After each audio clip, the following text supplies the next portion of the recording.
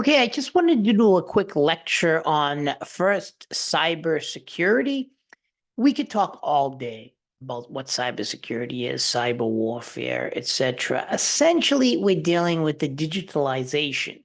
It's a tough word to say, of warfare. Anytime you read these articles and they talk about, oh, look at the infrastructure, we're talking obviously online. The reason I want you to read the Stuxnet article is it's very important because this was an Israeli and US attempt to disrupt Iran's nuclear development.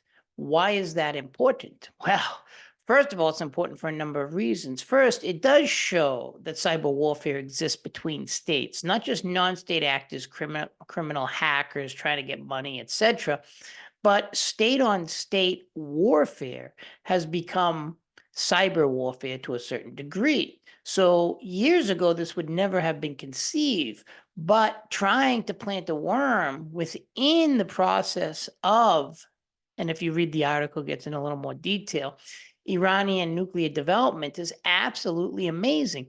Is it ingenious? I don't know. This is one of the things that happens because did it deter Iran's nuclear development? It does show, moreover, the fact that the United States is doing it as well. So we have to understand from a national security perspective, it's not just, oh, China's bad, Russia's bad, these non-state actors are bad, because that's how, people want to think, like, their state does no wrong and it's always the other state's fault.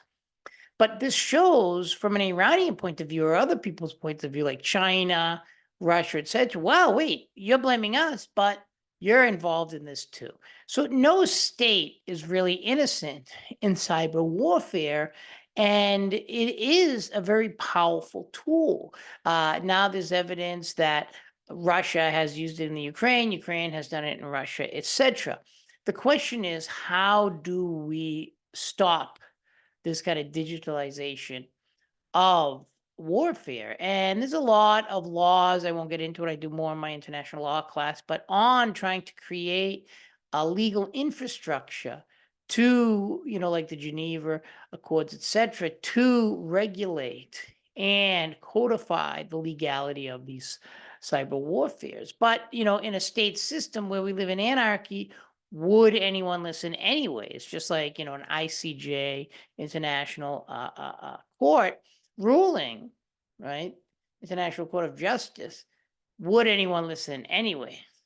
So that's one of the things too, is that we live in a world of anarchy. Our state's just going to do it anyways. And that's not just the only type of new warfare we're dealing with. With digitization, now what has become extremely, extremely ubiquitous is a battle of narratives, not just through like, RT, that's Russian news versus the United States, etc., but CIA and WikiLeaks talks a lot about this. That'd be a good question, huh? Is WikiLeaks founder a criminal or a hero? Julian Assange, that is. What he showed in WikiLeaks and others who obviously leaked it was that the CIA is actually engaged in creating false narratives across other countries, like being against China, trying to whip up the masses. This has been historically has unfolded in Latin America and elsewhere, even before internet, where the CIA would plant certain stories in different newspapers in Latin America. Let's say they don't like a revolution like in Nicaragua, they start planting stories and lies and stuff. And I'm sure other countries do it to us. So it's not like anyone else is innocent. So, but with digitization, this really beefs up these things. When I was solicited by the CIA, they kind of wanted me to do this. Oh, because I published in Latin American newspapers. One was the Prensa, and I wrote a critical article, not too critical, of the World Bank and IMF, and they actually called my house and told me not to publish. Like they said, you don't have the right to publish. So like information wars are very, very important. And this is another type of war that's kind of involved in cyber warfare. The other thing is we have our everything from COVID, pandemics, etc. And what's interesting about that is if you read the article on, chemical warfare, etc.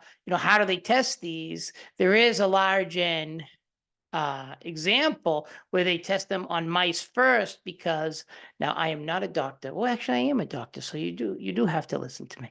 But I'm not a medical doctor. That's what I heard when I was on a plane. They once said, "Is there a doctor here?" And I said, "I'm a doctor." But you can't really say you're a medical doctor, the court said. So don't try to help anyone. Get your doctors and political doctors, your PhD in political science and global studies and stuff. But what's interesting is, I am a doctor. When you look, how do they test chemical weapons on mice? And that was kind of the large N data set that you saw in the short lecture on large N data. Now, remember, this kind of goes into the whole tech area in this class, because machine learning, data science, artificial intelligence, etc., is very, very important for national security. In fact, I got a grant from an area of ASU to do a class, if they want to do it again, on national security and statistics, machine learning, big data, artificial intelligence, etc. And the students who took it the first time really liked it, so we'll see what happens the next time. But big data is very, very important, and one of the examples is, how do you tell how do they test these chemical weapons if we're using biological warfare in addition to cyber warfare on mice? Well, you see how fast, it's a lamentable situation, sorry if you're in PETA, but how fast the mice die relative to these bioweapons. And that's very important for the United States to understand as well, because if someone or a group of people are hit by biological weapons, they have to ask themselves, what do we know about this that we tested on mice and rats? Sorry, I don't like it either. But that's what they do in order to understand how quickly the chemicals circulate in the body, how they circulate between, say, a group, and how what you need to survive, and how fast does it get into your neural system. See, I'm not a doctor. I can't even speak well on these things, but you got to consult a doctor. But I do the statistics part, and that's very, very important for them to understand. And obviously, we have the COVID now. Pandemics are considered, I think, for most people, a national security concern. In fact, behind me, and I was talking about this in a short little kind of funny video, I was actually was going to go to Wuhan University. That's the email from 2017, but they stopped the program. I was going to be perfect for it because I already lived in Nicaragua, so they were looking for people just for a semester to teach in English in Wuhan University, Institute of Wuhan, whatever it is.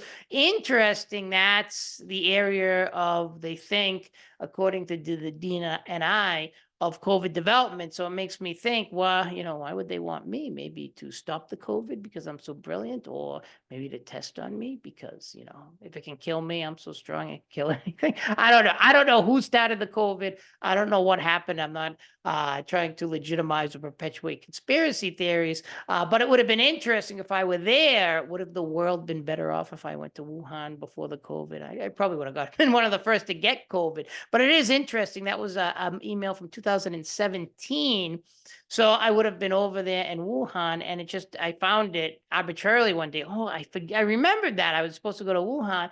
And it's interesting because, that really changed how we see national security with pandemics. So this is kind of a lecture on unconventional things that are now becoming more conventional: cyber warfare, bio warfare, and pandemics, even whether they're created by humans or not. It is very, very interesting to see how this is part of our national security, and what kind of policies can we put in place to make the world a better place to stop these things. So thanks for listening, everyone, and take care.